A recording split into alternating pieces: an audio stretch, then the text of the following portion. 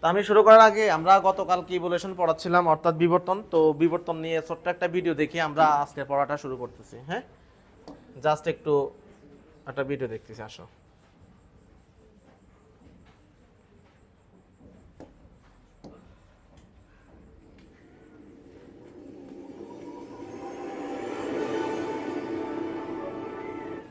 আচ্ছা, এই ভিডিওটা তোমার হলো এখানে টাইম দেওয়া আছে, অর্থাৎ আমাদের পৃথিবীর সৃষ্টি থেকে এই পর্যন্ত যে সময়টা, এটাকে একটু দ্রুত করে দেখানো হয়েছে। তোমরা একটু দেখো কিভাবে হলো। আমরা গতকালকে পড়লাম না, যেটা বিস্ফোরণ হলো তারপরে কি হলো, এটা একটু ভিডিওতে দেখা ট্রাই করো।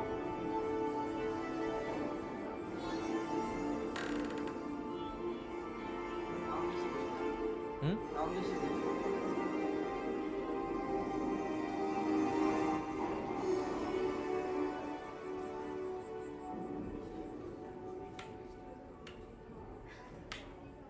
দেখো, আর একটা মুভি দেখার মতো ফিল করো। আর সবাই একটু টাইমটা দেখে, এবং এটা কিন্তু লেখাগুলো পড়ো যে কিভাবে আস্তে আস্তে। হ্যাঁ, এখনো কি মানুষ টানুষ দেখা যাচ্ছে নাকি? এটা কত বছর আগে লেখা আছে, কিন্তু এত মিলিয়ন বছর আগে।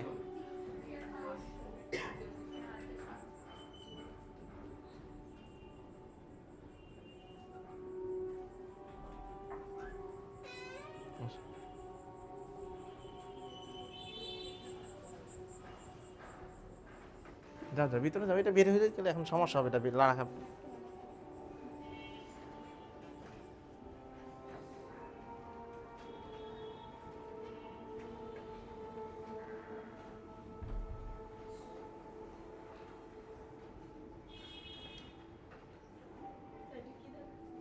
এটা আমরা ইভলিউশন দেখাচ্ছি পৃথিবীর পর থেকে এই পর্যন্ত যে সময়টা, এটা হলো এখনো 3,000 মিলিয়ন বছর পূর্বে। হ্যাঁ, তখন এই যে দেখা যাচ্ছে একটা শৈবালের মতন দেখা যাচ্ছে। হ্যাঁ,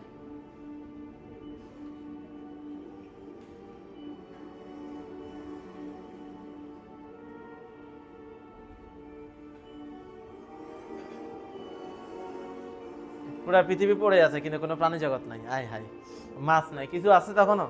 কিছুই নাই।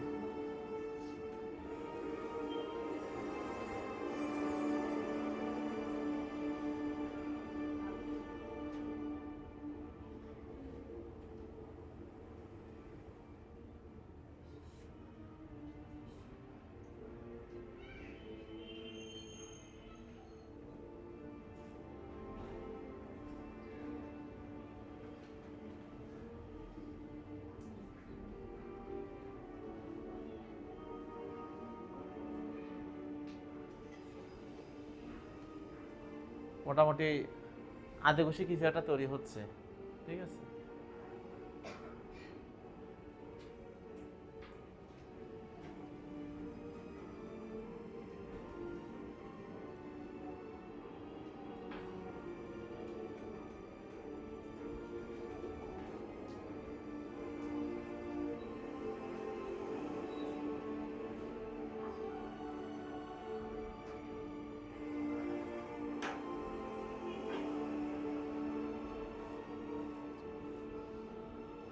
দেখ এখন পর্যন্ত কিন্তু কোনো প্রাণী জগতের ওইরকম ডেভেলপ হয়নি।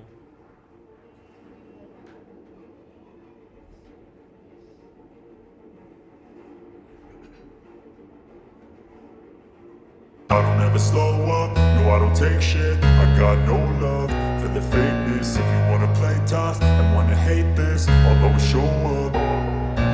I don't ever slow up, no I don't take shit. I got no love for the fakeness. If you wanna play tough and wanna hate this, I'll always show up and make a statement. I don't ever slow up, no I don't take shit. I got no love for the fakeness. If you wanna play tough and wanna hate this, I'll always show up and make a statement. Everything I do so instinctive and so passionate. Every word I move so descriptive like an adjective. I got a vendetta against people who patented being negative when you should be getting after it.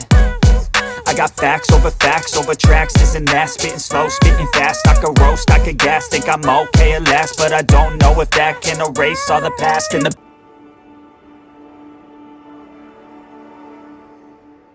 Zero মিলিয়নে এসে শেষ করলাম। ঠিক আছে, তো মোটামুটি আমরা 500 কোটি বছরের একটা জার্নি শেষ করলাম। আচ্ছা, আমরা আমাদের পড়াতে আজকে আসি। ওকে, আমরা যেখানে ছিলাম সেখানে আসি। তো তোমাদের আজকে হলো বিবর্তন ক্লাসটা আমরা শেষ করব, একটু খেয়াল করো। হ্যাঁ, আসো আমরা গত ক্লাসে এগুলো পড়ালাম, এর পরবর্তী টপিকে চলে যাই।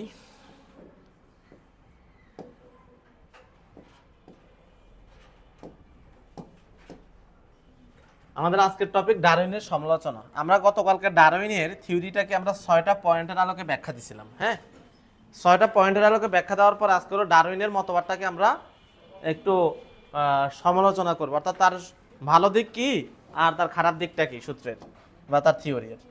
তা আমরা যদি আসি প্রথমেই, ডারউইন সাহেব যেটা বলল যে সফলতার দিক কি, অর্থাৎ সেই যে বংশবৃদ্ধির উচ্চ হার, সার্ভাইভাল অফ দ্য ফিটেস্ট, অর্থাৎ জীবন সংগ্রাম সম্পর্কে বর্ণনা দিল, এটা আসলে যৌক্তিক একটা বিষয়।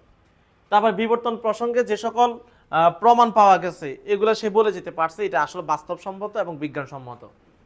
অতীতের অনেক বিশাল দেয় জীব জীবন সংগ্রামে ব্যর্থ হয়ে তারা বিরক্ত হয়ে গেছে, সেটা সে বলছে এটা আসলে বাস্তব ঘটনা, এটা আমরা মেনে নিলাম। অভিযোজনে অনেক প্রাণী অভিযোজন করতে পারে না বিলে টিকে থাকে নাই, এটাও সে বলছে, হ্যাঁ আমরা এটাও মানলাম।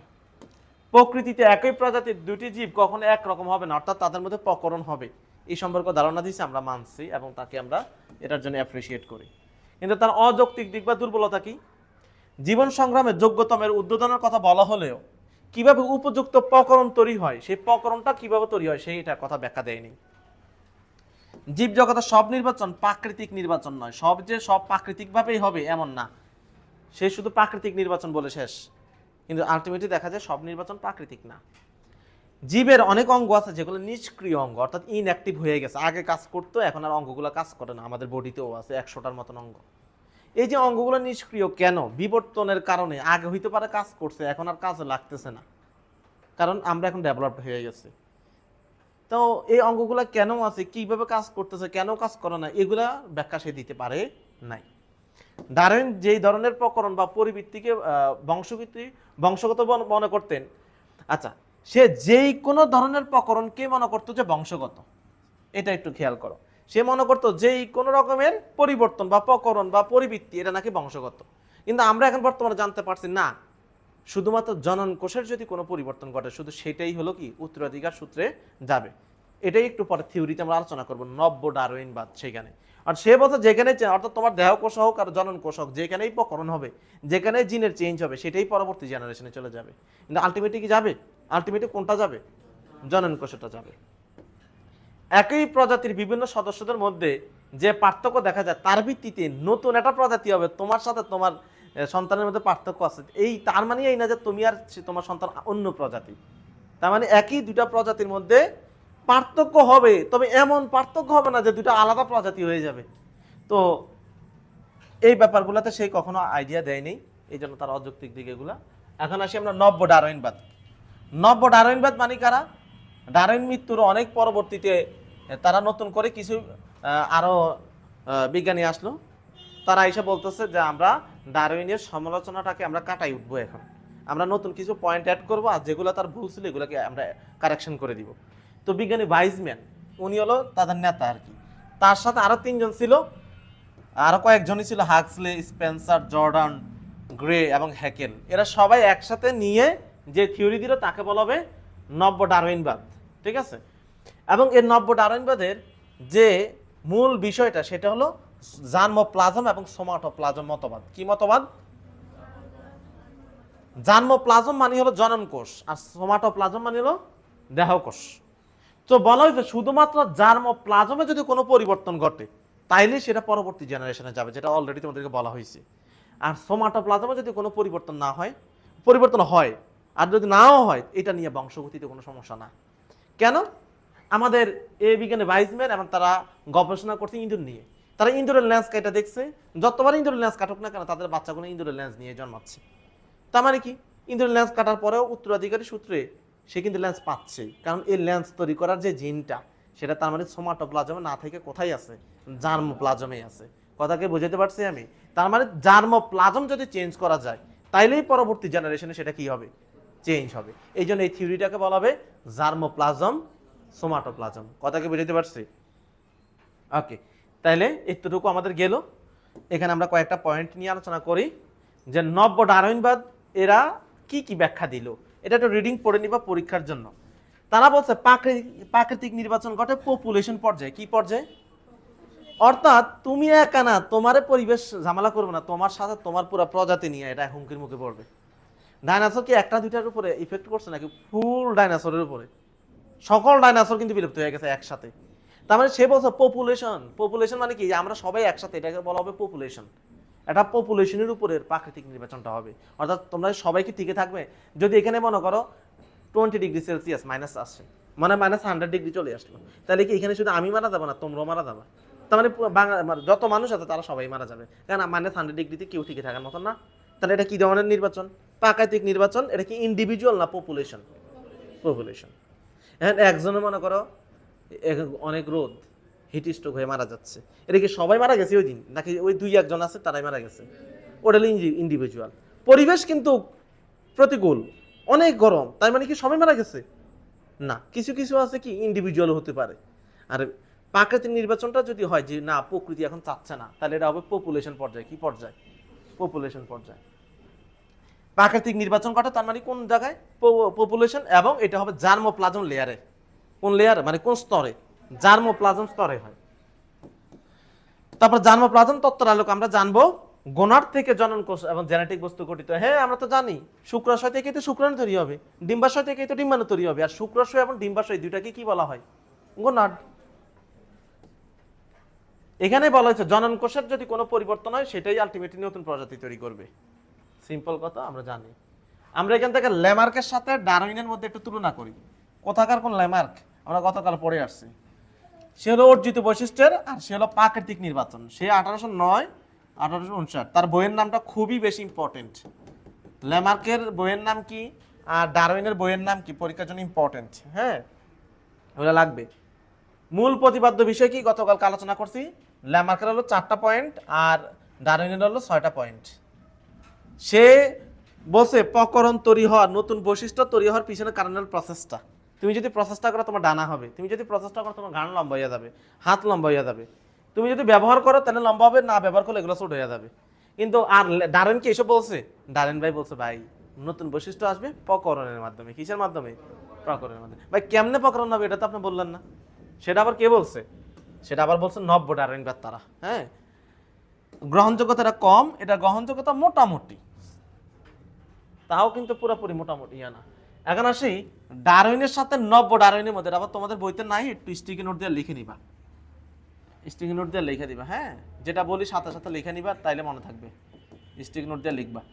এটা হলো ডারউইন দিল, এটা হলো ভাইজম্যান দিল। ডব্লিউ এর উচ্চারণ হবে না, হ্যাঁ, ভি এর উচ্চারণ হবে। এখানে প্রকরণ সম্পর্কে কোনো ধারণা পাই না, এখানে প্রকরণ সম্পর্কে ব্যাখ্যা পাওয়া যায়।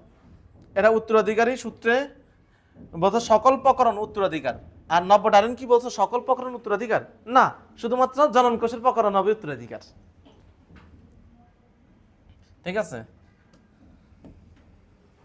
তারপরে প্রাকৃতিক নির্বাচন ইন্ডিভিজুয়ালের কথা ডারউইন বলছে ইন্ডিভিজুয়াল, আর নব্য ডারউইন তারা কি বলছে? পপুলেশন। কথা কি বুঝতে পারছো? ডারউইন বলছে কি ইন্ডিভিজুয়ালি প্রাকৃতিক নির্বাচন, আর সে বলছে কি নব্য ডারউইনবাদ না। নব্য ডারউইনবাদ কি, ডারউইনবাদরে কি করছে? তাকে একটু কারেকশন করে নিল যে ভাই আপনার যা যা বলছেন এগুলো একটু ভুল হয়েছে, এখানে একটু একটু নতুন করে কারেকশন দেন। শুধুমাত্র প্রাকৃতিক নির্বাচনের মাধ্যমে নতুন প্রজাতির উদ্ভব ঘটে। আর আমরা জানি না প্রাকৃতিক ছাড়াও কিছু বিচ্ছিন্ন কারণও নাকি হতে পারে। ডিটেলসে ব্যাখ্যা ভাই আমরা 1 পেজ 2 পেজ পড়ে গিয়ে হবে নাকি, এগুলো নিয়ে বিশাল পড়াশোনা আছে, কেমনে হয় কিভাবে হয়। ডারউইন নিষ্ক্রিয় অঙ্গের কোনো ব্যাখ্যা দেয়নি, অর্থাৎ নিষ্ক্রিয় অঙ্গ কেন আছে, কি কাজ করে, কেন এগুলো নিষ্ক্রিয় হলো, এই কোনো ব্যাখ্যা দেয় নেই। নব্য ডারউইনবাদ এগুলোর ব্যাখ্যা দিয়েছে। কথা কি বুঝতে পারছো? আচ্ছা, আমরা পরের স্লাইডে আসি।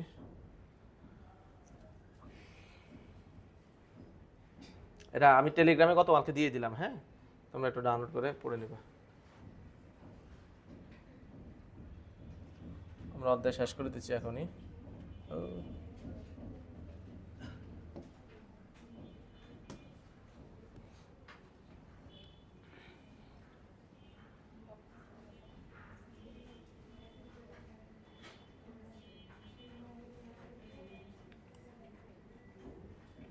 তাহলে আমরা আসি বিবর্তনের সাপেক্ষে কি কি প্রমাণ আছে, খুব ইম্পর্টেন্ট জিনিস। এই যে বিবর্তন হলো, বিবর্তন যে একটা ধারাবাহিক প্রক্রিয়া, নিম্ন শ্রেণী থেকে একটা ধারাবাহিক পরিবর্তনের মাধ্যমে উচ্চ শ্রেণী আসা, তার সাপেক্ষে কিছু প্রমাণ আছে। এক নাম্বার হলো অঙ্গ সংস্থান সম্পর্কিত প্রমাণ, অর্থাৎ মরফোলজিক্যাল কিছু প্রমাণ আছে। আমরা একটু দেখি, আসো। এক নাম্বার, তুলনামূলক শারীর অবস্থান, অর্থাৎ বিভিন্ন অঙ্গের একই রকম অবস্থান। দেখো, আমরা যদি একটু খেয়াল করি, মেরুদণ্ডী প্রাণীদের কথা চিন্তা করো, ভার্টিব্রাটা। তো ভার্টিব্রাটার ভিতরে যারা মাছ আছে, কন্ডিকথিস, অ্যাক্টিনোপটেরাজি, সার্কোপটেরাজি, এই তিনটে হলো মাছ। এই তিনটা মাছেরই হৃৎপিণ্ড হলো দুই প্রকোষ্ঠ। কয় প্রকোষ্ঠ? এই তিনটা মাছের পরে যেই শ্রেণী, তার নাম হলো অ্যামফিবিয়া, মানে উভয়চর। তাদের হলো তিন প্রকোষ্ঠ। দেখো, দুইটি অ্যাট্রিয়াম, একটা ভেন্ট্রিকল। এরপরে যে শ্রেণী, তার নাম কি? র্যাপটেলিয়া, অসম্পূর্ণ চার প্রকোষ্ঠ, 1 2 3 4, কিন্তু অসম্পূর্ণ। এরপরে যে শ্রেণী, তার নাম কি? এভিস, এবং হলো ম্যামেলিয়া, ওদের হলো সম্পূর্ণ চার প্রকোষ্ঠ। তার মানে তুমি কি দেখতে পাচ্ছ? এরা সবাই হলো মেরুদণ্ডী। তার মানে সবারই কিন্তু হৃৎপিণ্ডটাতে তৈরি হলো এক লাফ দিয়া, মানুষের একটা চার প্রকোষ্ঠ হয়নি। খুব সুন্দর একটা জিনিস ক্লু পেয়ে গেছে। এই যে বিবর্তন, তার মানে তো বোঝা যাচ্ছে এই যে ধাপে ধাপে উন্নত হইলো একটা প্রাণী, তার মানে এইটাই তো একটা বিবর্তনের সাপেক্ষে একটা প্রমাণ পেয়ে গেছে। হৃৎপিণ্ডের মধ্যে মিল পাওয়া যাচ্ছে এবং ক্রমান্বয়ে মিলতেছে। 2 প্রকোষ্ঠ, 3 প্রকোষ্ঠ, অসম্পূর্ণ 4 প্রকোষ্ঠ, সম্পূর্ণ 4 প্রকোষ্ঠ। তার মানে কি এটা কি ধারাবাহিক পরিবর্তন, বিবর্তন যে আছে তার একটা প্রমাণ পেয়ে গেছে না? ওকে। 2 নম্বরে আমরা আসি ব্রেনের ক্ষেত্রে। আমরা যদি এই ভার্টিব্রাটার ক্ষেত্রে আসি, যারা মাছ তাদের ক্ষেত্রে তাদেরও সেরেব্রাম আছে। তাদের কি আছে? সেরেব্রাম দেখা যাচ্ছে। আবার তুমি যদি চিন্তা করো উভয়চর, তাদেরও সেরেব্রাম। এখানে যত উন্নত দিকে যাচ্ছে সেরেব্রামটা কি হচ্ছে? বড় হচ্ছে, সুগঠিত হচ্ছে, কার্যকর হচ্ছে। এটা 5টা লোব আছে এটাতে। এখানেও তোমার সেরেবেলাম, সেরেবেলাম, সেরেবেলাম, সেরেবেলাম, সেরেবেলাম। কি রে ভাই, কোনো কথা হইলো? মাছেরও যা, মানুষেরও তা। কিন্তু মাছের থেকে আমাদেরটা কি হলো? এর মাঝখানে আরো অনেকগুলো শ্রেণী আছে। তার মানে এটা কি একটা ধারাবাহিক একটা পরিবর্তন, লক্ষ লক্ষ বছরের একটা চেঞ্জ। এটা একটা বিবর্তনের সাপেক্ষে মিলবা। যদি আমরা আমাদের মতন, ওরা ওদের মতন, কোনো মিল নাই, তাহলে তো বোঝা যায় আমরা আমাদের মতন র্যান্ডম আমরা। কিন্তু তারা বুঝে গেছে। এখন কিন্তু আসলে একটা কনফিউশন তৈরি করে দিচ্ছে তোমাদের মনের ভিতরে, ইমান নিয়ে টানাটানি হবে। কারণ এখন এগুলো চিন্তা করলে কিন্তু মাথার মধ্যেই চলে আসতে পারে যে আসলেই এটা কিন্তু আসবে না। এটা স্বাভাবিক চিন্তা করলো। তুমি যদি যত কিছু চিন্তা করো, একটু আগে আমরা পৃথিবীটার দিকে চিন্তা করলাম, আমি ভিডিওটা তখন আমি বের করতেছি না, তখন আমি চিন্তা করতেছি যে আলটিমেটলি কিছুই, কোনো প্রাণী নেই, তাহলে মাটিতেও আছে। এই যে মাটিগুলোর মধ্যে কি আছে? সোডিয়াম আছে। সোডিয়ামটা আসলো করতে গিয়ে কি রে ভাই? এতে ক্যালসিয়াম আছে। এই যে মেটেরিয়াল, এগুলো আসলো করতে গিয়ে হাইড্রোজেন আসলো। হাইড্রোজেনটা আসলো করতে গিয়ে, সূর্যের মধ্যে হাইড্রোজেন আছে, আসলো করতে গিয়ে সূর্যটাই আসলো করতে গিয়ে। কথা বুঝো নাই? তখন তোমরা বলবো ওই যে আল্লাহ বানাইছে সব কিছু। তো ভাই আল্লাহরে বানাইলো কেটে, আল্লাহ আসলো করতে গিয়ে? কি রে ভাই, না ঘটনাটাকে এমন হয়ে যায় না পিছনে যাইতে যাইতে সব কিছু? কিন্তু আসলে তখন মাথা হ্যাং হয়ে যায়, আসলে কাজ করতেছে না। আসলে উত্তর মাথার ওটা কাজ করতেছে না। তোমরা কি আমার কথা বুঝাইতে পারছি? যদি এরকম, এটা তো বিবর্তনের সুন্দর, এটা সুন্দর যুক্তি। কি তোমাদের কাছে এটা যুক্তিটা সুন্দর লাগতেছে না? আমি কি আলাদা, মানুষকে আলাদা হয়ে গেছে? সব মিল। আমরা আরো মিল খুঁজে পাবো একটু পর, দেখো। তাহলে ব্রেনের ব্যাপারটা কি বুঝতে পারছো? যে ব্রেনের মধ্যে একটা কি পাওয়া যাচ্ছে? মিল পাওয়া যাচ্ছে। সেরেব্রাম আমাদেরও আছে, মাছেরও আছে, কিন্তু আমাদেরটা কি? এবং ধারাবাহিকভাবে সেরেব্রামটা কি হলো? উন্নতি হলো। সেরেবেলাম ধারাবাহিকভাবে কি হলো? উন্নত হলো। এরপরে আসি আমরা খুবই বেশি ইম্পর্টেন্ট একটা পড়া, হোমোলোগাস অর্গান। এই দেখো আরেকটা জিনিস, এবং অ্যানালগাস অর্গান, এটা খুবই বেশি পরীক্ষাতে আসে, এমসিকিউতে আসে। আমরা একটু খেয়াল করি, সরি সিকিউতে আসে এবং এমসিকিউতে আসে। সিকিউতে আসে, ক্ষমার্কে আসে। প্রথমে আসি আমরা সমসংস্থ বা হোমোলোগাস অর্গান বলতে কি বোঝায়? যে সকল অঙ্গ একাধিক প্রাণীর মধ্যেও থাকে এবং এগুলো উৎপত্তি এবং গঠন এক, তাদেরকে বলা হবে হোমোলোগাস। মানে আমাদেরও আছে। সাপোজ আমাদের 2 হাত, বিড়ালের সামনে 2 পা। আমাদের হাতের ভিতরে যা যা আছে, বিড়ালের সামনে 2 পায়ের ভিতরে তাই আছে। তাহলে আমাদের হাত এবং বিড়ালের পা হয়ে গেছে হোমোলোগাস অর্গান। কি অর্গান? কথা বলছো কিনা? হোমোলোগাস অর্গান মানে কি জিনিস? তাইলে যেসব অঙ্গের উৎপত্তি এবং অভ্যন্তরীণ গঠন এক, তাদেরকে বলা হবে কি? তাহলে এবার পরীক্ষাতে আসবে নিচের কারা কারা হোমোলোগাস। পরীক্ষার জন্য খুবই বেশি ইম্পর্টেন্ট। পরীক্ষাতে আমার প্যাচ লাগতো এগুলা। তাহলে পাখির ডানা, বাদরের ডানা, তিমির প্লিপার, এটা ইয়ার মতো, হাতের মতো আর কি, ঘোড়ার এবং বিড়ালের সামনের অগ্রপদ, মানুষের হাত, এগুলো সবগুলো একে অপরের কি? হোমোলোগাস। এই যে বলো সুমাইয়া, বলো এগুলো হোমোলোগাস কেন হইলো? হ্যাঁ অভ্যন্তরীণ, অর্থাৎ আমাদের এটার ভিতরে হিউমেরাস আছে, তুমি দেখো হিউমেরাস আছে, রেডিয়াস আছে, আনলা আছে, এখানে humerus radius আনলা, humerus radius আনলা, humerus radius আনলা, কি রে ভাই, এখানেও কার্পাল আছে, এখানেও কার্পাল, এখানেও কার্পাল, এখানেও কার্পাল, এখানেও প্যালান্সাস, এখানেও প্যালান্সাস, এখানেও প্যালান্সাস, তার মানে কি বোঝা যাচ্ছে, কি রে ভাই এটা কোনো কথা, আমাদের সাথে তো তার মধ্যে পার্থক্য খুবই রেয়ার পাওয়া যাচ্ছে, জিনগতর মধ্যে দেখা যাবে, তার মানে কি এটা মিল পাওয়া গেছে, এটাও একটা বিবর্তনের সাপেক্ষে একটা প্রমাণ হয়ে গেল। এরপর আসি অ্যানালগাস, অর্থাৎ উৎপত্তির দিক থেকে ভিন্ন কিন্তু কাজের দিক থেকে সেম, গঠনগত ভিন্ন কিন্তু কাজের দিক দিয়ে আবার সেম আছে, তখন তাদেরকে বলা হবে অ্যানালগাস। কি বলা হবে? যেমন পাখির ডানা আর প্রজাপতির ডানা দুইটার কাজেই উড়া, কিন্তু পাখির ডানার ভিতরে যা থাকে প্রজাপতির ডানায় তা থাকে, তাহলে পাখির ডানা প্রজাপতির ডানা কি ধরনের অর্গান, হোমোলোগাস না অ্যানালগাস? সমবৃত্তি অঙ্গ। কথা কি ক্লিয়ার? তাইলে এটাও কিন্তু লাগবে, তাহলে পাখির ডানা প্রজাপতির ডানা এগুলা সবগুলা কি সমবৃত্তি অঙ্গ। এই যে বাদুর ফ্লিপার মানে হলো মানে ইয়ার কি, এটাকে মনে করো তাদের দাঁড়ের মতন, মানে হাতের মতনই এটা, এরকম একটা বিষয় যেটা দিয়া নৌকা যেমন চলে না, দাঁড় দাঁড় ইয়া করে না, নৌকা ইয়া করে বৈঠার মতন, ওই রকমই থাকে তিমির মাছের মধ্যে একটা। হ্যাঁ আচ্ছা, তারপরে আসো এটা দিয়ে সামনে আগাই আর কি। তো এখানে সুন্দর করে আমি আরো কিছু উদাহরণ সহ সব এখানে নোট করা আছে, এটা কি স্টিকি নোটে লিখে রাখবা, বুঝাতে পারি না ঘটনা, স্টিকি নোটে তোমরা লিখে রাখবা। হ্যাঁ অনেকে নাকি তোমরা উঠাও না, আসলে না উঠাইলে পরবর্তী তোমরা মারা খাবা, আমার কিছু করার নাই, আমার দরকার দিয়ে দেওয়া, তোমরা উঠাইলে উঠাও, না উঠাইলে নাই। তো এই দুটার মধ্যে পার্থক্য কি, হোমোলোগাস এবং অ্যানালোগাসের মধ্যে পার্থক্য কি, সমসংস্থ অঙ্গ এবং সমবৃত্তি এটার মধ্যে পার্থক্য কি? এরা অভ্যন্তরীণ গঠনের সাদৃশ্য আছে, কিন্তু অ্যানালগাসের মধ্যে অভ্যন্তরীণ গঠনের কোনো মিল আছে? এটা কাজের মিল আছে কিন্তু গঠনের কোনো মিল নেই, বুঝতে পারছি? প্রজাপতির ডানা আর হলো পাখির ডানা কাজের দিক দিয়ে মিল কিন্তু ভিতরের দিক দিয়ে মিল নেই, উৎপত্তি এবং গঠনের দিক দিয়ে মিল নয়। ঠিক আছে, কথা বোঝানো হয়ে গেছে? এটা বোঝানো হয়েছে। এটা হলো অপসারী বিবর্তন, তাহলে সমসংস্থ অঙ্গগুলো কোন বিবর্তনে তৈরি হয়, আর সমবৃত্তিগুলা অভিসারী, এটা লাগবে। এটা হলো ভিন্ন ভিন্ন পরিবেশের জন্য অভিযোজন ক্ষমতা থাকে, আর হলো সম পরিবেশেই অভিযোজিত। হ্যাঁ প্রজাপতি আর পাখি কি দুই পরিবেশের উড়ে নাকি? তাইলে একই পরিবেশেই তো আছে, সম পরিবেশেই অভিযোজিত। উদাহরণগুলো পড়ে নিবা। এরপর আসি আমরা নিষ্ক্রিয় অঙ্গ।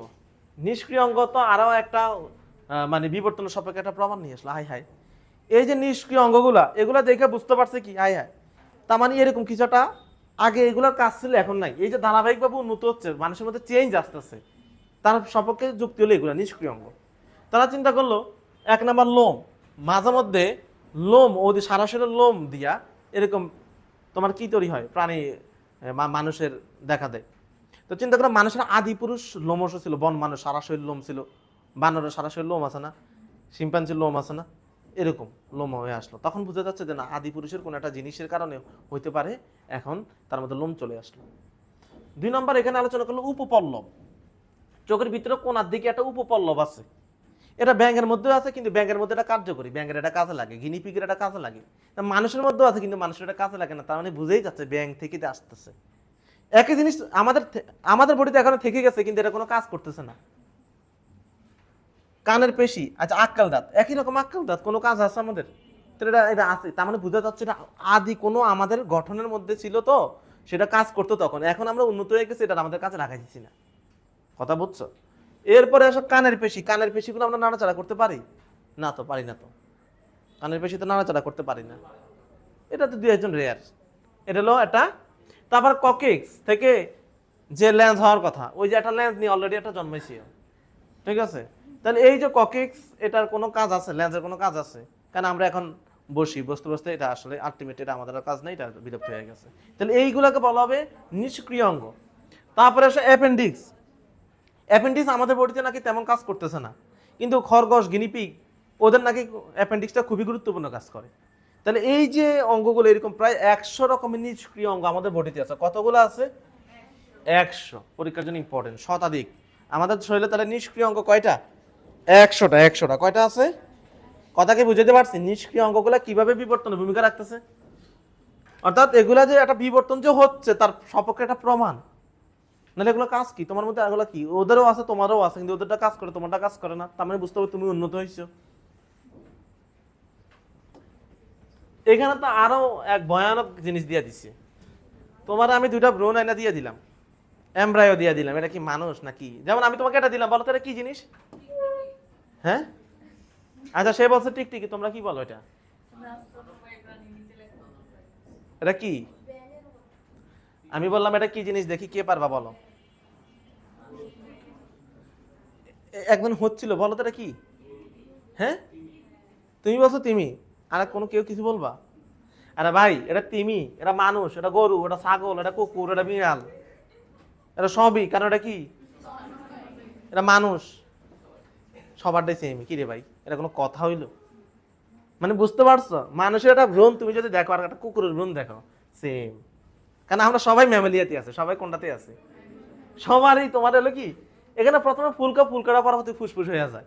তাহলে আমরা যখন ভ্রূণ তৈরি হয়, এই ভ্রূণ তৈরি হওয়ার সময় তুমি কিন্তু আলাদা করতে পারবে না তার আদি পুরুষ থেকে। অর্থাৎ আমরা তো সবাই একই ক্যাটাগরি থেকে আসতেছি। আমরা যে বাটি বেটাগুলা, মেরুদণ্ডগুলোর সব প্যাটার্ন একরকম। তুমি দেখো, এটা হলো মাছ, এটা হলো সরীসৃপ। সরীসৃপের মধ্যে কি আছে? এই যে তোমার মনে করে কুমির, এই যে সান্ডা মান্ডা যা আছে, সব তোমার হলো কি সরীসৃপ। এগুলো সব তোমার হলো কি দেখতে এমন হবে, এগুলো পাখিগুলো দেখতে এমন হবে, আর এটা হলো এমন স্তন্যপায়ী। দেখছো গঠনটা কেমন? এটা তুমি যদি একটা ভ্রূণ, এটা যদি তুমি চিন্তা করো 2 সপ্তাহ বা 1 সপ্তাহের একটা ভ্রূণ তুমি যদি নিয়ে আসো, তখন এরকম একটা গঠন দেখবা। তাহলে এটা একটা ভ্রূণতাত্ত্বিক প্রমাণ, এই যে বিবর্তন। এরপরে কিন্তু আলটিমেটলি যত বড় হবে তারপর বিশাল পার্থক্য দেখা যাচ্ছে। কিন্তু ভ্রূণ অবস্থায় কি পার্থক্য দেখা যাচ্ছে? তুমি কি খুঁজে পাইতেছ কোনো পার্থক্য খুঁজে পাবা? এখানেটা এখানে স্তন্যপায়ী, এখানে মানুষ আর তোমার কাছে যদি কুকুর বিড়াল দিয়ে দেয়, দেখবে সেম। কারণ এটা হলো সবগুলোই একই ইয়াতে আছে, ম্যামেলিয়াতে আছে, বাটি ব্রাটার মধ্যে আছে, কর্নাটার মধ্যে আছে। কি বুঝতে পারছো? তো এই সম্পর্কে একটা কথা আছে, সেটা হলো কার্ল ভন বেয়ার। সে বলছে ভ্রূণ অবস্থায় একটি জীব তার আদি ইতিহাসকে সংক্ষিপ্ত করে প্রকাশ করে। ভ্রূণ অবস্থাটা তার আদি ইতিহাসকে এটা প্রমাণ করতে, আদি ইতিহাসকে সংক্ষিপ্তভাবে প্রকাশ করতেছে। বলছে সকল মেরুদণ্ডী প্রাণী একই পূর্বপুরুষ থেকে সৃষ্টি হয়ে পরে বিভিন্নভাবে বিকশিত হয়ে গেল। হ্যাঁ, বলছে সকল মেরুদণ্ডী প্রাণী একটা জায়গায় থেকে আসছে, এরপরে তাদের মধ্যে ডেভেলপড হতে হতে হতে হতে কত রকম মেরুদণ্ডী হয়ে গেছে। বাহ, কি সুন্দর জিনিস। পরবর্তীতে আর্নেস্ট হ্যাকেল একটা মতবাদ দিল, তার নাম হলো পুনরাবৃত্তি মতবাদ। পুনরাবৃত্তি মতবাদ মানে কি? এই যে যখন তার যখন ভ্রূণ তৈরি হয়, সে তখন রিপ্রেজেন্ট করতেছে তার আদি অবস্থা রাখে। কোন অবস্থা রাখে? এটাকে বলা হবে পুনরাবৃত্তি মতবাদ। কি মতবাদ? কি পুনরাবৃত্তি মতবাদ? কি রে, আমি বড় হওয়ার পর আবার যখন এটা মনে করো একটা বাচ্চা জন্ম হচ্ছে, যখন একটা ভ্রূণ তৈরি হলো, সেই ভ্রূণটা আবার কাকে নির্দেশ করতেছে? এই জন্য এটাকে বলা হবে পুনরাবৃত্তি মতবাদ। কথা বুঝাইতে পারছি? এটা লাইফ সাইকেল, পুনরাবৃত্তি মতবাদ। কে দিছে? আর্নেস্ট। এই হলো পুনরাবৃত্তি মতবাদের কথা বলছে। দেখো লাইনটা পড়ো, লাইনটা পড়ো তো।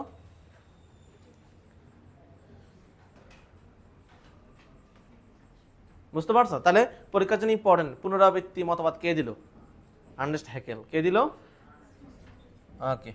এরপরে আসি আমরা জীবাশ্ম গঠিত বা ভূতত্ত্বীয় প্রমাণ। ভূতত্ত্ব অর্থাৎ মাটির নিচ থেকে আমরা বিভিন্ন রকমের কি নিয়ে আসি? বিভিন্ন রকম ফসিল নিয়ে আসি। ফসিল মানে জীবাশ্ম, বিভিন্ন রকম হাড়গুলোকে নিয়ে এসে স্কেলেটন বানাইতে হয়, বিভিন্ন রকম শেপ। এই থেকে একটা প্রাণী কল্পনা করা হয়, যেমন ডাইনোসর। এগুলোর বিভিন্ন মাটির নিচে ফসিল পাওয়া যায়। ফসিলগুলো থেকে তারা কল্পনা করে নিছি এমন এমন হবে, এটা স্ট্রাকচারটা এমন হবে। তো এই ফসিলগুলোকে সাধারণত যেখানে আলোচনা করা হয় তাকে বলা হবে প্যালিওন্টোলজি। কি বলা হবে? প্যালিওন্টোলজি। আচ্ছা, তো পৃথিবী এই যত 400 কোটি 500 কোটি বছর, এটাকে বিভিন্ন ইপোকে বিভক্ত করা, বিভিন্ন ইরাতে বিভক্ত করা হয়। কি বিভক্ত করা হয়? ইরা। এটা আমরা একটু পরে এই সম্পর্কে কিছু কথাবার্তা আমরা একটু পরে পড়বো। তবে জীবাশ্ম নিয়ে আমরা এখন কথা বলবো। জীবাশ্ম নিয়ে কথা বলার আগে আমরা একটা জীবাশ্ম নিয়ে একটা ছোট্ট একটা স্লাইড দেখে আসি। মনে করো এটার নাম কি? এটা একটা দেখে আসি আমরা। হ্যাঁ, এই যে মনে করো মাটির নিচে এই হাড়গুলো পাওয়া গেছে, এগুলোকে আমরা দিলাম, দেওয়ার পর আলটিমেটলি কি হয়ে গেল? ডাইনোসর হয়ে গেল। ঠিক আছে, তাহলে দেখছো এই যে মাটির নিচ থেকে হাড়গুলো নিয়ে আসলাম, এটা কি? ডাইনোসর। ঠিক আছে,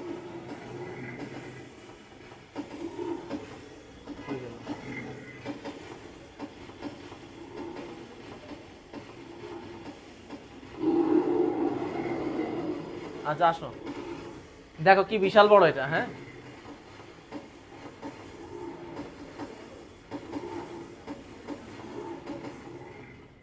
মানুষের তুলনায় তার আকার কতটুকু দেখো, 10 থেকে 14 মিটার লম্বা সে। আমরা হলো কয় মিটার লম্বা? আমরা পাশে হলো 1.5 মিটার, কি বলে 1.5 মিটার কি 1 ফুট, 1 মিটার হলে এতটুকু। ঠিক আছে, তার মানে তুই বুঝতে পারছিস সে কতটুকু মোটা হবে, কি দানা হবে সে, বুঝছো? আচ্ছা যাই হোক, আসো আমরা জাস্ট একটা রিক্রিয়েশনের জন্য দেখাই আসলাম, আমরা আবার আমাদের মূল পড়াতে আসি। তার মানে এই যে ব্যাপারটা যে জানলাম, এটা কিভাবে জানলাম? জীবাশ্মের মাধ্যমে তো আমরা হাড্ডিগুলা কি করলাম, পাইলাম, ফসিল। এখন আসি আমরা ঘোড়ার বিবর্তনের ধারা। তো ঘোড়ার বিভিন্ন হাড্ডি গুড্ডি নিয়ে গবেষণা করে দেখা গেল যে বর্তমানে যে ঘোড়াটা আমরা দেখতে পাই সেটা কিন্তু একদিনে হয়নি। বলছে ঘোড়াটার আদি পুরুষ, একদম আদি পুরুষ যারা, তাদেরকে বলা হয় ইউহিপ্পাস। কি বলা হয়? এরা সাইজে ছিল 11 ইঞ্চি, মিনি ঘোড়া 11 ইঞ্চি ছিল। কতটুকু ঘোড়া? এতটুকু ঘোড়া ছিল, এতটুকু 11 ইঞ্চি ইউহিপ্পাস। এদের আবার দেখো আঙ্গুলগুলা ছিল এমন, যত উন্নত হচ্ছে আঙ্গুলগুলা এক পর্যায়ে ঘোড়া খুরে রূপান্তরিত হয়েছে। 2 নম্বর 11 ইঞ্চি থেকে তারপর পরবর্তীতে আরো একটু লম্বা হলো, সেটা ওরোহিপ্পাস। ওরোহিপ্পাস থেকে ম্যাসোহিপ্পাস, মেরিকিপ্পাস, পিলোহিপ্পাস, এবং এটা বর্তমানে আধুনিক ঘোড়া। তাহলে আধুনিক যে ঘোড়াটা সেটা আসলে 2 কোটি বছর, 10 লক্ষ বছর আগে আধুনিক ঘোড়া ইকুয়াস। কথা বুঝছো? তার মানে এই ঘোড়া কি একদিনই হয়েছে? তাহলে বিবর্তনের পথ পাড়ে দিয়ে সেই 6 কোটি বছর আগে প্রথম ইউহিপ্পাস হলো, ইউহিপ্পাস থেকে 10 লক্ষ বছর পূর্বে যায় এটা তৈরি হলো। এত বছর তো এটা কেমনে বুঝছে? তারা এই হাড্ডি গুড্ডি নিয়ে গবেষণা করে তারা এই প্রমাণটা পাইছে যে ইউহিপ্পাস, ওরোহিপ্পাস, যেমন ওরোহিপ্পাসের 5 নাম্বার আঙ্গুল নাই, এটাতে 24 ইঞ্চি লম্বা হলো ম্যাসোহিপ্পাসে, এবং 3টা সক্রিয় আঙ্গুল থাকে। মেরিহিপ্পাসে তোমার 3টা আঙ্গুল থাকে। পিওহিপ্পাসও তোমার হলো একটা আঙ্গুল ছাড়া আর কোনোটাই নাই। আর তোমার প্লেসিহিপ্পাস যেটা বা পিলোহিপ্পাস যেটা, সেখানে আলটিমেটলি কি পাই আমরা? আধুনিক, এবং সেখানে ঘোড়া খুর হয়ে গেছে। কি হয়ে গেছে? খুর।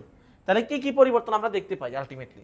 1 নাম্বার পা লম্বা হতে থাকে, 2 নাম্বার পায়ের আঙ্গুলের সংখ্যা কমতে থাকে, শেষ পর্যায়ে কি আর আঙ্গুল থাকে? সবটি মিশাটা ঘোড়া খুর হয়ে যায় না? 3 নাম্বার কি? শক্ত মাটিতে জন্য খুর হয়।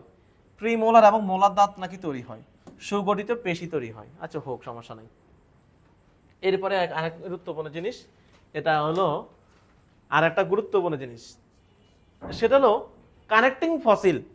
এই যে বিবর্তনের মাধ্যমে নতুন প্রজাতি তৈরি হচ্ছে, তার একটা মানে দুর্দান্ত একটা জিনিস তারা পাওয়া গেছে, সেটা হলো কি? সংযোগকারী সূত্র। তারা যে বললো এই যে মনে করো পাখি সরীসৃপ থেকে পরবর্তী ইয়ার নাম কি, শ্রেণীর নাম কি? সরীসৃপের পরটার নাম কি? এবিস না? তাহলে এই যে সরীসৃপ এবং এবিস হয়ে গেল, তার মাঝামাঝি যদি কিছু একটা থাকে, তার মানে প্রমাণিত হয়ে গেল যে এটা রূপান্তরিত হচ্ছে। মধ্যবর্তী যৌগ পড়ছো না, অন্তর্বর্তী যৌগ, তো ঠিক একই রকম একটা অন্তর্বর্তী প্রাণী পাওয়া গেছে, তার নাম হলো আর্কিওপ্টেরিক্স। তার নাম কি? আর্কিওপ্টেরিক্সকে বলা হবে কানেক্টিং ফসিল বলা হয়। কি বলা হয়? বা মিসিং লিঙ্ক বলা হয়, মিসিং লিঙ্ক। এখন কি আর্কিওপ্টেরিক্সকে পাওয়া যায় না? এখন কিন্তু আমরা হয় র্যাপটেলিয়া পাবো, হয় তোমার এবিস পাবা, কিন্তু মাঝখানে কোনো কিছু পাবা না তোমরা। বুঝতে পারছো ঘটনা? তাইলে এই যে আর্কিওপ্টেরিক্স, এই আর্কিওপ্টেরিক্সটা যেহেতু সরীসৃপ থেকে পাখি হচ্ছে এবং এটা মাঝামাঝি, তাই এর মধ্যে সরীসৃপেরও কিছু বৈশিষ্ট্য আছে, আবার কিন্তু পাখিরও বৈশিষ্ট্য আছে। কথা কি ক্লিয়ার? এটার মধ্যে কার কার বৈশিষ্ট্য আছে? পরীক্ষাতে কোশ্চেন আসবে নিচের কোনটি আর্কিওপ্টেরিক্সের সরীসৃপীয় বৈশিষ্ট্য। সবটাই তার বৈশিষ্ট্য, কিন্তু তোমাকে জানতে চাইছে কোনটা সরীসৃপীয়, কোনটা নিচের কোনটা আর্কিওপ্টেরিক্সের পাখির বৈশিষ্ট্য নয়, এইভাবে কোশ্চেন করে দিবে। তার মানে বৈশিষ্ট্যগুলো খেয়াল করতে হবে, এবং কোনটা কি ক্যাটাগরির বৈশিষ্ট্য সেটাও খেয়াল করতে হবে। তাহলে আমরা যদি আসি প্রথমে সরীসৃপীয় বৈশিষ্ট্য কি কি আছে? 6টা। অর্থাৎ সরীসৃপের মতন লম্বা, আঁশযুক্ত হবে, কশরুকা থাকবে 20টা, কঙ্কালগুলো থাকবে নিরেট। পাখির কি নিরেট থাকে নাকি? পাখির তো থাকে ফাঁপা থাকে, মাঝখানে থাকে কি নিউমেট্রিক বোন বলি আমরা, বায়ু বায়ু বায়ু গহ্বর সম্পূর্ণ। 2 সারি দাঁত আছে, অগ্রপদে 3টা নখরযুক্ত আঙ্গুল আছে, মস্তিষ্কের গঠন সরল। এগুলো হলো কার বৈশিষ্ট্য? সরীসৃপীয় বৈশিষ্ট্য। আবার পাখির বৈশিষ্ট্যের মধ্যে তুমি যদি চলে আসো, পালক আছে, তার মধ্যে তার আবার পালকও আছে। 2 নম্বর, হাড়গুলো যেভাবে লাগানো একটার সাথে একটা, একবারে পুরো পাখির মতন, পাখির যেভাবে লাগানো থাকে ওরও লাগানো সেভাবে। 3 নম্বর, চোয়ালটা পাখির ক্ষেত্রে আমরা জানি চঞ্চুতে রূপান্তরিত হয়। চোয়াল এইভাবে না থাকে, চোয়ালটা চিকন হয়ে লম্বা হয়ে যায়, এটাকে চোয়ালটা চঞ্চু হয়ে যায়। ওদেরও চোয়াল চঞ্চু হয়ে গেছে, এই দেখো চোয়াল চঞ্চু। তারপর ক্লাভিকলটা ছড়ানো না থাকে, আমাদের ক্লাভিকল 2 দিকে চলে গেছে না, ওদের ক্লাভিকলটা ভি শেপড। ঠিক আছে, এটাকে তোমার বলা হবে ফার্কুলা গঠন, ফার্কুলা বা ভি আকৃতির। তারপরে মাথার সাথে বডিটা যুক্ত থাকে একটা কন্ডাইল দিয়া, তার নাম হলো অক্সিপিটাল কন্ডাইল। এটা একটা পাখির বৈশিষ্ট্য, এরও আছে। সম উষ্ণ শ্রেণীত বা সমষ্ণ শ্রেণীতে বলি আমরা এটাকে, সমষ্ণ শ্রেণী। মনে আছে কিনা পাখি এবং ম্যামেলিয়া এরা হলো সমষ্ণ, কারণ পরিবেশের তাপমাত্রার সাথে ওদের তাপমাত্রা উঠানামা করে না। তাহলে এটাও একটা বৈশিষ্ট্য। তাহলে পরীক্ষাতে যদি আসে আর্কিওপটেরিক্সের সরীসৃপ বৈশিষ্ট্য কোনগুলা, পাখির বৈশিষ্ট্য কোনগুলা দিতে পারবা না। আর্কিওপটেরিক্সের ইম্পর্টেন্সটা কি তুমি আমাকে বলো, মারফা বলো, পারলে একটা গিফট আছে, আশা করি পারবা না, বলো। যদি পেরে যাও তাহলে পেরে যাও। আর্কিওপটেরিক্সটা বিবর্তনের জন্য আর্কিওপটেরিক্সটা কেন গুরুত্ব, মানে বুঝতে পারছো কোশ্চেনটা আমার? বিবর্তন পড়াচ্ছি না, সেক্ষেত্রে আর্কিওপটেরিক্স আমাদের কি এমন ভূমিকা রাখলো বিবর্তনের জন্য? সংযোগ, সংযোগ। তার মানে তুমি বলবো যে এই আর্কিওপটেরিক্সের মাধ্যমে আমরা যে মাঝখানের অন্তর্বর্তী কোনো একটা প্রাণ এই যে বিবর্তন হচ্ছে, এক লাফ দিয়ে সরীসৃপ তো আর পাখি হয়ে যায়নি, তার মানে মাঝামাঝি কিছু একটা হয়েছে, সেটা আবার রূপান্তরিত হয়ে পাখি হয়েছে। এখন সে যদি 2 দিন পরে চিন্তা করলো না আমি এইসব বৈশিষ্ট্য আর রাখবো না, তাহলে সে কি হয়ে গেল? পাখি। কথা কি বুঝতে পারছো? আচ্ছা ঠিক আছে, গিফট আর পাচ্ছে না। তো এই যে আর্কিওপটেরিক্স তার জীবাশ্মগুলা কোথা থেকে পাইছে? এগুলা এরা নাকি 14 কোটি 70 লক্ষ বছর পূর্বে জুরাসিক যুগে নাকি ছিল এরা। এরা জার্মানির ব্যাভারিয়ার সোলেনহোফেন অঞ্চল থেকে এদেরকে সংগ্রহ করা হয়। আচ্ছা পড়ে নিবা। বিজ্ঞানী হাক্সলে বলছে একটা কথা, বার্ডস আর গ্লোরিফাইড রেপটিলস, অর্থাৎ সরীসৃপের মধ্যে যাদের প্রতি সৃষ্টিকর্তা করুণা করছে ওদেরকে আল্লাহ মানে পাখি বানিয়ে ফেলছে। কথা বলছো? পাখির হলো মহিমান্বিত কি সরীসৃপ। কত সুন্দর একটা কথা বলছেন। পাখির হলো কি মানে, বুঝছো মহিমান্বিত মানে কি? মহিমান্বিত মানে কি? তাকে সম্মান দেওয়া হয়েছে। যে সকল সরীসৃপকে সৃষ্টিকর্তা বলছে তোমাদেরকে আমি সম্মানিত করলাম, যাও তোমরা মাটিতে বটন দিয়া চলার দরকার নেই, তোমরা আকাশে উড়ে বেড়াও। তখন এই কথা আর কি, বুঝছো? আসলে আর আমরা কোন জায়গায়, তুমি একটু ফিল করে দেখো, আজকে যদি তুমি একটা সরীসৃপ হতো তাহলে কেমন হইতো? মাথার মধ্যে ফিল করো। আমি এটা চিন্তা করে দেখি, এটা এই যে একটা পিঁপড়া হেঁটে যায়, এই পিঁপড়া তো একটা প্রাণী, বাকি আমি যদি পিঁপড়া হতাম তাহলে কেমন হইতো ব্যাপারটা? তাহলে আমি কি হইতাম? আল্লাহ আমাদের বানাইছে মানুষ হিসাবে, কথা চিন্তা করে দেখো, এটা ফিল করার বিষয়। হ্যাঁ, তুমি তো নাও হইতে পারতা। এবার আসো জীবন্ত জীবাশ্ম, খুবই বেশি ইম্পর্টেন্ট, একদম মাস্ট, কিছু না আসুক এমসিকিউ একটা আসবেই, এটা বোনাস আসবেই। নিচের কোনটা জীবন্ত জীবাশ্ম বলা হয়, খুব বেশি ইম্পর্টেন্ট। আর জীবন্ত জীবাশ্ম কাকে বলে?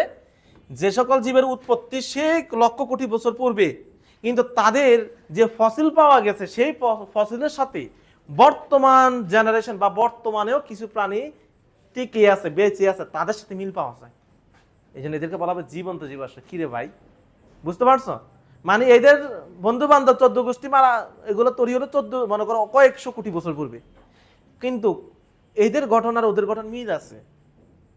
এখন 1400 কোটি বছর বা তুমি যদি চিন্তা করো কয়েকশো কোটি বছর, কয়েক লক্ষ কোটি, ওই সময়ের একটা ফসিল আর বর্তমান কোনো একটা জীবের ফসিল সম্পূর্ণ মিলে গেছে, সরি ফসিল না, জীবন্ত বা বর্তমানে টিকে আছে এমন কোনো প্রাণীর সাথে মিলে গেছে, তখন এটাকে আমরা জীবন্ত জীবাশ্ম বলি। যেমন প্লাটিপাস, লিমুলাস, তারপরে যে কি তোমার হচ্ছে প্যানোডন, ল্যাটিমারিয়া, এগুলো হলো কি জীবন্ত জীবাশ্ম। ঠিক আছে, এটাকে কানেক্টিং লিঙ্ক বলা হয়। এবার আসলে আরো কিছু উদাহরণ দিয়ে দিছি এখানে জীবন্ত জীবাশ্মর, এগুলো সবগুলো কি করবা? স্টিকি নোট দিয়ে লাগাবা। এগুলো সব লাগাবো, পুরাটা যেটা আছে সব লিখবা, উভয়চরের বৈশিষ্ট্যগুলো সব লিখবা। কি হয়েছে? মিসিং লিঙ্ক এবং কানেক্টিং লিঙ্কের মধ্যে পার্থক্য কি? এই দেখো, মিসিং লিঙ্ক আর একটা হলো কানেক্টিং লিঙ্ক, দুইটার মধ্যে পার্থক্য। মিসিং লিঙ্ক এখন মিসিং হয়ে গেছে, ঠিক আছে, আর কানেক্টিং লিঙ্ক বর্তমানে এটা আছে। কানেক্টিং লিঙ্ক যেটা, এটাকে আমরা বলি কি? এটাই হলো লিভিং ফসিল। এটাই হলো কি? Living fossil. করে নিবা। শ্রেণীবিন্যাসগত প্রমাণ, আমরা এখন আসি বিবর্তনের শ্রেণীবিন্যাসগত প্রমাণে। আসো, এই যে বিবর্তন, এই যে প্রাণীর মধ্যে ভেরিয়েশন, এই কারণে দেখো তুমি কত সুন্দর করে প্রাণী জগৎকে তুমি শ্রেণীবিন্যাস করতে পারতেছো। কডাটা, নন কডাটা, কডাটার ভিতরে আবার কি আছে? ইউরো কডাটা, সেফালো কডাটা, বাটিব্রাটা, বাটিব্রাটার ভিতরে আবার 7টা শ্রেণী। তাহলে এই আবার 7টা শ্রেণীর মধ্যে কি আছে? ম্যামেলিয়া, ম্যামেলিয়ার ভিতরে আবার ইউথেরিয়া, প্রোটোথেরিয়া, মেটাথেরিয়া আছে না? তাহলে এই যে একটা ধারাবাহিক একটা তুমি ক্লাসিফিকেশন করতে পারতেছো, কারণ কি হিসেবে? এদের মধ্যে বৈশিষ্ট্যগুলোর মিল অমিলের ভিত্তিতে। তাহলে এটাও একটা বিবর্তনের সপক্ষে একটা প্রমাণ, যে শ্রেণীবিন্যাসগত প্রমাণ। শারীরবৃত্তীয়গত প্রমাণ, তুমি যদি আসো একটা বানরের কথা চিন্তা করো, একটা খরগোশের কথা চিন্তা করো, একটা হনুমানের কথা চিন্তা করো, ওদের যেমন শরীরের ভিতরে শ্বসন প্রক্রিয়া হয়, আমাদেরও সেমন প্রক্রিয়া। ওদের যে মেকানিজম, আমাদের বডিতেও কি ওদের আরবিসি যা কাজ করে আমাদের আরবিসিও সেম কাজ করে। অর্থাৎ দেহের গঠনের মধ্যে মিল পাওয়া যায়। কি রে ভাই, এটা কোনো কথা হইলো? আমি মানুষ, আমার সাথেও ওদের মিল। আমাদের বডিতে যেভাবে কাজ করতেছে ওদের বডিতেও সেম মেকানিজম, সেম। কোষতাত্ত্বিক প্রমাণ, এটা কোনো প্রমাণ আছে? কোষের কোনো প্রমাণ আছে? কি রে ভাই, আমাদের কোষের সাথে কি হাঁস মুরগির কোষের কোনো মিল আছে? বলো তো, বলো, কে বলবা? মারুফা বলো, আমাদের কোষের সাথে হাঁস মুরগির কোনো কোষে মিল আছে? দেখছো, হাঁস মুরগির কোনো কোষে মিল আছে? আর আমি হাঁস মুরগি কি একদম নিম্ন স্তরে যা আছে তার সাথেও তো মিল আছে মিয়া। এবার হাঁস মুরগির সাথে মিল, তোমার কোষে মাইটোকন্ড্রিয়া আছে, ওর কোষে তো মাইটোকন্ড্রিয়া আছে। তুমি ইয়ার কথা চিন্তা করো, প্লাটিয়াম মেট্রিক্সের কথা চিন্তা করো, কর্নাডার কথা, তুমি কি বলো? এটা কোনো কথা হইলো? তোমার কোষে যা আছে উদ্ভিদ কোষও তো সেম আছে, শুধু এটা বেশি কি আছে, প্লাস্টিড আছে। তার মানে কি কোষতাত্ত্বিক একটা পিন পায়। আর কিছু দরকার আছে বলো? এই যে বিবর্তন সম্পর্কেটা, তার মানে মানুষ টানুষ থেকে শুরু করে সকল কিছুর কি আছে, কোষের মধ্যে মিল পাওয়া গেছে। তার মানে যে সবগুলোর আদি জিনিস এক, সবগুলো যে এক জায়গা থেকে আসছে, সেটা কি একটা সুন্দর মিল পেয়ে গেছে না? তুমি কি ভয়ানক কথা তুমি চিন্তা করতে পারতেছো? তুমি মানে ভয়ানক কথা বুঝতেছো না, বুঝতেছো? মানে এটা কিন্তু খুবই আসলে এটা ভয়ানক ঘটনা। সব কথার মূল কথা এই যে কোষতাত্ত্বিক যেটা বললাম। এরপর আসে জিনতাত্ত্বিক প্রমাণ। আমরা জিনতাত্ত্বিক প্রমাণে আসি। তুমি জিনতাত্ত্বিক প্রমাণে আসো, তুমি ঘটনা বুঝছো, তোমার সাথে শিম্পাঞ্জির মিল আছে 98% জিন। আরে ভাই, এটা কোনো কথা? কোষের তো মিল আছে, 98% জিন মিলে গেছে, তার মানে 2% তুমি। তার মানে কি শিম্পাঞ্জি থেকে তুমি উন্নত হয়েছো? এটা যে বিবর্তন, ধারাবাহিক পরিবর্তন। তার মানে সেও তার সাথে 98% মিললো কেন তোমার সাথে? তুমি তো আরেক প্রজাতি। তার মানে কি একই পূর্বপুরুষ থেকে আসার কারণে এখনো কিন্তু মিল খুঁজে পাওয়া যাচ্ছে, 98% জিনে মিল পাওয়া যাচ্ছে। কথা বুঝতে পারছো? তাহলে জিনতাত্ত্বিক একটা কি আছে, মিল পাওয়া যায়। এখানে একটা জিনতাত্ত্বিক প্রমাণ, একটা উদাহরণ দিছি যে ঘোড়ার সাথে গাধা, তাদেরকে বিয়ে দিলে হয় খচ্চর। ঠিক আছে, খচ্চর হলো আবার সংকর প্রাণী, বুঝছো? বাঘ এবং সিংহ তো আসলে দুইটা তো শত্রু হইলে শঙ্কর কিছু একটা হইতে পারে, কি জাম আমি জানি না। আমার একটা স্মৃতি, আমার বাড়িতে একদিন এরকম হাঁসি আর মুরগি, তাদের একটা বাচ্চা হয়েছিল, হাঁসি আর মুরগি মনে হয়, শঙ্কর হাঁস মুরগি। ঠিক আছে, আচ্ছা যাই হোক, খচ্চর যেটা, খচ্চরের কিন্তু আবার কি নাই, খচ্চরের কোনো লেন্স না, খচ্চরের কোনো ওই যে বন্দা, এটা কোনো নতুন আবার প্রজন্ম দিতে পারবে না। তাহলে খচ্চরগুলো কোন ক্যাটাগরির? ওইগুলো হলো ঘোড়া এবং গাধা থেকে আসে। আচ্ছা, ভৌগোলিক বিস্তৃতিগত প্রমাণ। ভৌগোলিক বিস্তৃতিগত প্রমাণ মানে কিছু কিছু প্রাণী আছে শুধু ওই ভৌগোলিক অঞ্চলে পাওয়া যায়। যেমন অস্ট্রেলিয়া মহাদেশের মধ্যে পাওয়া যায় মার্সুপিয়াল, একটা স্তন্যপায়ী প্রাণী, এটা শুধু ওই অঞ্চলেই পাওয়া যায়। তাহলে বিবর্তন সাপেক্ষে এটা একটা প্রমাণ যে ওই যে বিভিন্ন এলাকাতে অভিযোজন ক্ষমতা থাকে, এক এক অভিযোজন ক্ষমতা সম্পূর্ণ প্রাণী এক এক জায়গায় থাকে। মজার একটা বিষয় শুনবা, এটা মজার বিষয় শুনবা। সেই মজার কোশ্চেনটা হলো মেডিকেল বোর্ড পরীক্ষা 2017 সাল, কত সাল? সেই 2017 সালে একদিন একটা কোশ্চেন আসছিল জিন তত্ত্ব অধ্যায় থেকে। সে কোশ্চেনটা কি জানো? 2017 সালে মেডিকেল বোর্ড পরীক্ষাতে একটা কোশ্চেন আসছে জিন তত্ত্ব অধ্যায় থেকে, একটা আসছে কোশ্চেন। এবং সেই কোশ্চেনটা কি? সেই কোশ্চেনটা হলো মার্সুপিয়ালটা পাওয়া যায় কোন মহাদেশে? তার মানে কোনো কথা হইলো? এই কথার মাধ্যমে তুমি কি বুঝতে পারলা যে তুমি উত্তর দাও, আমি এই কথাটা দিয়ে তোমাকে কি বুঝাতে চাচ্ছি বা তোমাদের কি বুঝাতে চাচ্ছি, দেখি উত্তর দিতে পারলে গিফট পাবা। কে বলো না, কে বলো না, তুমি বলো। হ্যাঁ, এই যে মার্সুপিয়ালকে পাওয়া যায় অস্ট্রেলিয়া মহাদেশ, এটা কোথাকার কোশ্চেন?